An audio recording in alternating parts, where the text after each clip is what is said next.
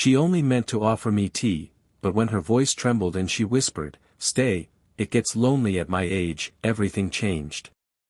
I wasn't supposed to meet her that day. My neighbor had asked me to help fix a loose fence in their backyard, and when I walked over, I thought it would just be another quick favor, hammer a few nails, share a laugh, head home. But instead, when I knocked on their door, it wasn't my neighbor who answered. It was his aunt. She looked to be in her early 40s, maybe 42, with a kind of beauty that didn't announce itself loudly but settled into you slowly, like a song you can't forget. There was something in her eyes, a tiredness, yes, but also a warmth, as if she'd been holding on to too many stories and didn't mind if a stranger overheard one. "Come in," she said softly, opening the door wider. Her voice carried a mixture of calm and weariness, the kind that comes from weathering storms and still finding the strength to smile afterward. I followed her into the living room, and before I knew it, she was already in the kitchen, asking if I'd like tea. When she returned, she set the cup in front of me. The steam curled upward, carrying the delicate scent of jasmine. She held her own cup with both hands, leaning forward slightly, her movements graceful but unpracticed, as if she hadn't entertained guests in a long time. For a moment, neither of us spoke. I studied the faint lines at the corners of her eyes, the way the afternoon light filtered through the curtains and rested against her hair. She wore a simple cardigan, one sleeve slipping just enough to reveal her bare shoulder, and though it was unintentional, I found myself noticing the quiet elegance in it. Finally, she broke the silence. "My brother will be back soon," she said, almost apologetically. "I don't usually answer the door for strangers." I smiled, trying to ease her tension. "Then I'm lucky you made an exception." Her lips curved into a small, restrained smile. She sipped her tea, her eyes flickering toward me and then away, as if she was careful not to let me see too much at once. But even in that brief exchange, I sensed something. A loneliness she was too proud to admit. A longing she kept hidden beneath her polite words. And for reasons I couldn't explain, I wanted to hear more. That was the first moment I realized, this was not going to be just another neighborly introduction. Over the next few weeks, I found myself at her doorstep more often than I intended. At first, it was always for some practical reason, helping my neighbor's family with errands, carrying boxes, fixing things. But somehow, I always ended up in her company. She never seemed to mind. In fact, I started to notice the way her face softened when she saw me, like the stiffness in her shoulders loosened just a little. She had a habit of keeping her hair pinned up in a loose bun, though a few strands always escaped and fell against her cheeks. Whenever she tucked them behind her ear, it drew my eyes in ways I didn't want to admit. One late afternoon, I stopped by to return a borrowed book. The house was quiet, almost too quiet. She was sitting at the dining table with a half-empty glass of wine, the deep red catching the last glow of sunlight filtering in through the curtains. The television was off. Music wasn't playing. It was just her, alone in a silence that seemed to cling to the walls. "You came back," she said softly, a little smile tugging at her lips. She gestured for me to sit, and I did. She swirled the wine in her glass, staring into it as if it held answers she didn't really want to find. Then, without much prompting, she started talking. "You know," she said, her voice steady at first, "when you spend years building a life with someone, you start to believe in it like it's unshakable. You trust the routine, the comfort, the familiar faces. And then one day, it's gone. Just like that." She gave a small, self-deprecating laugh, but it cracked halfway through. "The papers were signed months ago, but it feels like I'm still learning how to live in an empty house." I stayed quiet, letting her words settle. She didn't need someone to fix it, I could tell. She just needed someone to listen. Her eyes flickered to mine for the briefest moment before darting away. "The evenings are the hardest," she admitted. Her fingers traced the rim of the glass absently, round and round, like she was grounding herself. "The silence gets heavy. You think you'll get used to it, but it creeps up on you. Some nights, I pour a glass of wine and pretend I'm waiting for someone to join me. But no one ever does. Her voice dipped lower, softer now, almost vulnerable. And in that moment, I felt something stir inside me, not just sympathy, but something more complicated. Admiration. Respect. And yes, an undeniable pull toward her honesty, her unguarded fragility. The sunlight faded, leaving us in a muted glow. I noticed the way her hand trembled slightly when she set the glass down. My instinct was to reach across the table, to take her hand, but I stopped myself. It felt too soon, too much. Instead, I just said, "I can stay a little while, if you'd like." Her lips curved, not into a full smile, but into something gentler, something grateful. And in that quiet moment, I realized she'd just let me into a part of her life she didn't show to many. The next time I saw her, it was a rainy evening. I had just come back from class, shoes soaked, jacket clinging damp against my shoulders, when I noticed her car parked slightly crooked by the curb.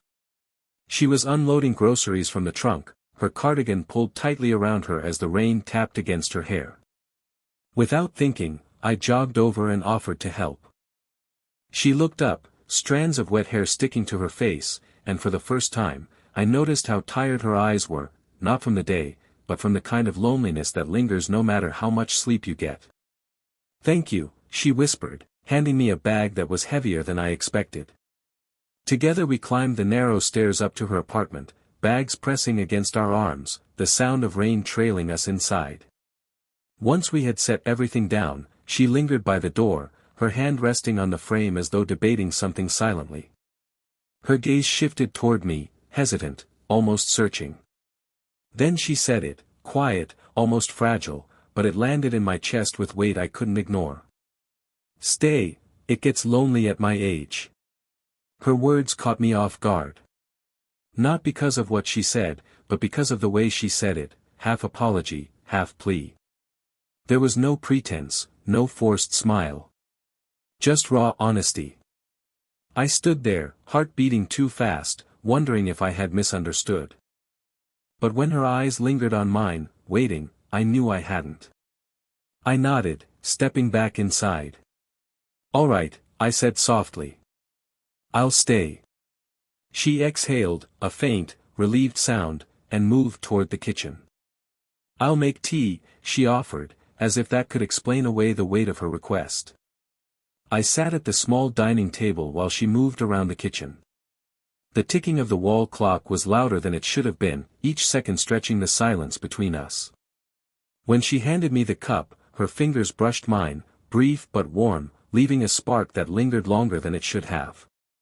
We sat together, the rain pattering against the window, the soft clink of our cups the only sound. But the air had changed. It wasn't the same polite hospitality as before. This time, there was something unspoken pressing between us, fragile yet undeniable. Neither of us said it out loud, but I think we both knew, this wasn't just about keeping her company anymore. Something had shifted. Her apartment was quiet, almost too quiet, the kind of silence that made you aware of every sound you made, the clink of a spoon against porcelain, the soft creak of a chair when you shifted. The rain outside had slowed, reduced to a light drizzle that tapped gently against the windowpane, a steady rhythm that seemed to underscore the hush between us. She motioned for me to follow her into the living room. The space was warm, lit only by a single lamp in the corner. The television sat dark, a thin layer of dust over the screen, like it hadn't been touched in weeks. She sank onto the couch with a soft sigh, curling one leg beneath her, cardigan draped loosely around her shoulders. I hesitated for a moment before sitting beside her. Not too close, but not far either. Close enough that I could feel the edge of her presence, like the heat of a fire you don't dare touch. The television flickered on then, though she didn't bother choosing a channel. Some old sitcom played faintly in the background, the laughter track jarring against the stillness of the room.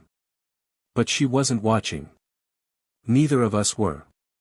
She leaned back, her head resting lightly against the cushion, her shoulder brushing against my arm. The contact was small, subtle, but it shifted everything. I froze at first, unsure if I should move away, if the closeness was accidental. But she didn't pull back. Her breath fell into a slower rhythm, her chest rising and falling steadily. She wasn't asleep, but she seemed at ease, as if my presence was enough to soften the weight she carried. I stole a glance at her, at the way her eyes were half-lidded, tired but peaceful, at the faint crease between her brows that seemed to ease the longer we sat there. A lock of hair slipped free, brushing against her cheek. Before I could stop myself, I wanted to tuck it back, to let my fingers graze her skin. Instead, I kept my hands folded tightly in my lap. The silence grew, but it wasn't uncomfortable. It was heavy, intimate, charged with something neither of us dared to name. The faint warmth of her shoulder against mine felt like a secret we were both guarding, pretending not to notice even as it burned quietly between us. At one point, she exhaled softly, almost a sigh, and whispered, "It's been a long time since I've sat with someone like this." I didn't know what to say. Words felt too fragile, too clumsy for the moment. So I simply let the silence answer for me. The sitcom laugh track continued in the background, absurd and out of place, but it didn't matter. All I could feel was the weight of her presence beside me, her warmth, her stillness, her quiet trust. And in that fragile, unspoken silence, I realized that sometimes closeness doesn't need words. Sometimes, it's enough just to be there, shoulder to shoulder, sharing the quiet together. The quiet stretched on, filling the room with something unexplainable. I could hear the faint hum of the refrigerator in the kitchen, the occasional rustle of her cardigan as she shifted beside me, but beyond that, nothing. Just the closeness of two people who weren't supposed to feel this way, and yet did. After a long pause, she spoke, her voice softer than before, almost like she was afraid of breaking the moment. "You know, I didn't think anyone would ever sit beside me like this again." Her words hit me harder than I expected. They carried a weight, a hidden ache that she usually disguised behind polite smiles and careful small talk. Tonight, though, there was no disguise. It was just her, raw, vulnerable, and quietly honest. She tilted her head slightly, as if embarrassed by her own admission. Her gaze fixed on her lap, on the way her hands twisted together nervously. For a moment, I thought she might regret saying it at all. Without thinking, I reached out.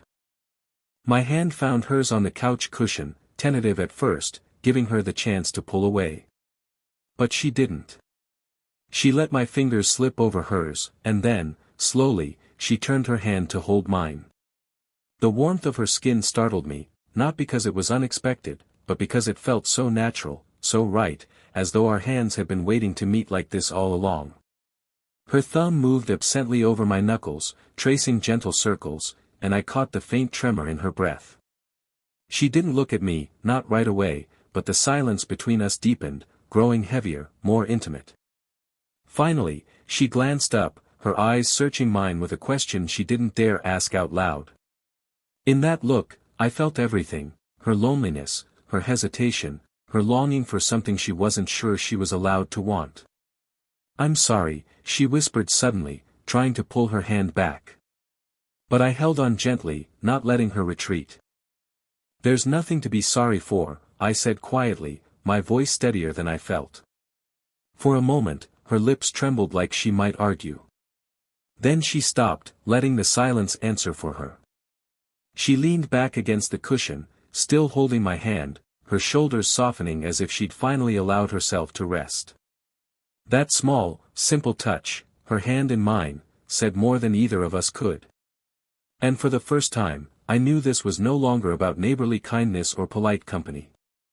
This was something fragile, tender, and achingly real. The weight of her hand in mine lingered long after the moment passed, as though time itself had slowed down to watch us. For a while, we simply sat there, side by side, neither moving, neither daring to speak. I could feel her pulse through her fingertips, faint, steady, but alive in a way that made my own heartbeat stumble. But just as quickly as it had happened, she shifted. A small pull at first, as if testing whether I'd let her go. Reluctantly, I loosened my grip. She withdrew her hand and folded it back into her lap, clutching the edge of her cardigan like she was suddenly aware of how exposed she had been. Her eyes avoided mine. "You're too young," she said softly, almost to herself. "Too young to be sitting here, holding pieces of someone else's broken life." The words sank into me, heavy and sharp. I wanted to protest, to tell her she wasn't broken, that she didn't need fixing, only understanding. But something in her tone, a mixture of resignation and self-protection, made me stay quiet. She stood then, walking slowly toward the window. The rain had stopped, leaving the glass streaked with droplets that caught the glow of the streetlights outside. She pulled the curtain aside, looking out as if the night sky could give her answers she already knew. "I should know better," she whispered. "After everything I've been through, after all the mistakes," her voice cracked slightly before she forced herself to steady it. "It's not fair to drag someone like you into that." I rose from the couch, unsure whether to close the distance between us. Every part of me wanted to stand beside her, to take her hand again, to tell her that none of it mattered. But the fear in her posture stopped me. Her arms were crossed loosely, her body turned slightly away, like she was bracing herself against emotions she couldn't control. For a moment, the silence felt suffocating. The earlier closeness, so delicate and fragile, now seemed on the verge of shattering. I struggled to find words, but all I could manage was, "I don't see you the way you see yourself." That made her turn, just slightly. The lamplight caught her profile, softening the tired lines at the corners of her mouth. Her lips parted, like she wanted to argue, but instead she just stared at me, a long, lingering glance that carried more conflict than words ever could. Her eyes held fear, yes, but also something else. Something she couldn't bury, no matter how hard she tried. And in that look, I understood, she wasn't pulling away because she didn't feel what I felt. She was pulling away because she did. The silence stretched between us, fragile and trembling. For the first time, I realized this connection wasn't only about what we wanted. It was about what we were afraid to lose if we dared to reach for it. The silence between us carried more weight than words ever could. She stood by the window, curtain half drawn, her profile outlined by the soft glow of the street lamp outside. I could still feel the absence of her hand in mine, that faint emptiness where warmth had been only moments ago. She closed her eyes for a second, as if steadying herself, then let the curtain fall back into place. When she turned toward me, her face was softer, the guarded lines easing just a little. "I don't want you to think," she began, then stopped, biting gently at her lower lip. Her eyes dropped to the floor, searching for words that didn't come easily. Finally, she whispered, "I just don't want to hurt you." I took a breath, slow and deliberate, before stepping closer. Not too close, but enough so she could feel my presence without feeling trapped. "You're not hurting me," I said quietly. "You've given me something most people never do, honesty." She looked up then, and for the first time all evening, her eyes met mine without turning away. There was still hesitation in them, but also a flicker of gratitude, of longing, of something she'd kept buried for too long. I didn't push. I didn't reach for her hand again. I simply waited, letting her decide. And she did.